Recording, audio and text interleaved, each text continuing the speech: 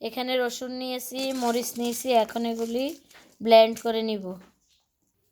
এখানে পেঁয়াজ কুচি করে নিয়েছি, এই আমার ব্লেন্ড করা হয়ে গেছে।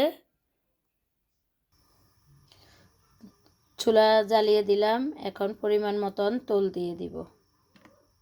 এখন দিয়ে দেব পেঁয়াজ কুচি, স্বাদ অনুযায়ী লবণ দিলাম,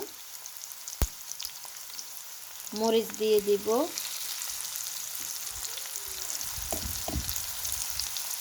হলুদ গুঁড়ো।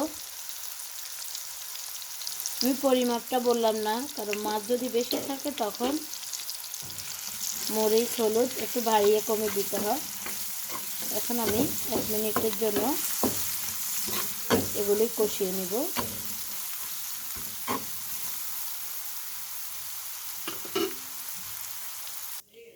আমি যেহেতু বাটা মরিচ দিব, সেজন্য আমি মরিচের যে বেশি দিয়ে ফেলছি সেটা উঠিয়ে ফেলে আমি আবার নতুন করে এখানে পেঁয়াজ আর মরিচ বাটাগুলি দিয়ে দিয়েছি।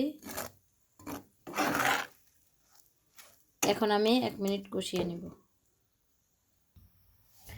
মাছগুলি কেটে এখন পরিষ্কার পানি দিয়ে ধুয়ে উঠিয়ে নেব। শিং মাছটা অনেক একটা ভালো মাছ। এই মাছটা মানুষের শরীরে রক্ত পূরণ করে। এখন আমি দিয়ে দিব মাছ। মাছগুলি এভাবে আমি 1 মিনিট কষিয়ে নেব। এখন দিয়ে দিব আলু।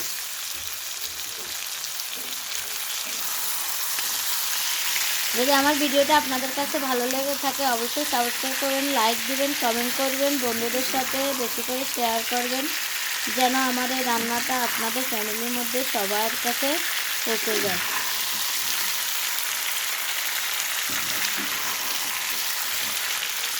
এখন আমি পানি দিয়ে দিব। পানি দিয়ে এখন আমি ঢাকনা দিয়ে দিব। দেখুন, বাটা মরিচ দিয়ে কোনো কিছু রান্না করলে কালারটা অসাধারণ আসে। আমার প্রায় কষানো রান্না করা হয়ে গেছে। এখন আমি এর মধ্যে ধনিয়া পাতা দিয়ে দিলাম। তো আমার ভিডিওটা যদি ভালো লেগে থাকে সাবস্ক্রাইব করবেন, লাইক দিবেন, কমেন্ট করবেন। আল্লাহ হাফেজ।